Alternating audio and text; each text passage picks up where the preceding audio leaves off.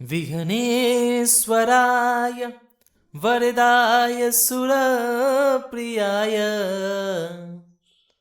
लंबोदराय सकलाय जगद्धिताय नागाननाय श्रुतियज्ञ विभूषिताय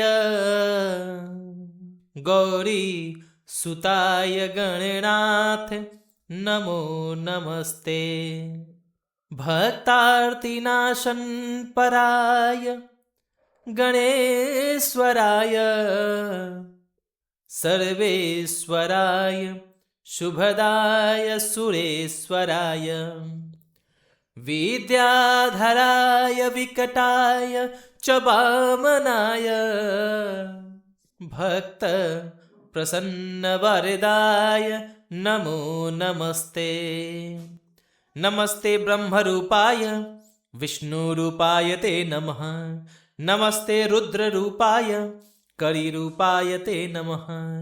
विश्वरूपस्वरूपाय नमस्ते ब्रह्मचारिणे भक्तप्रियाय देवाय नमस्तुभ्यं विनायक।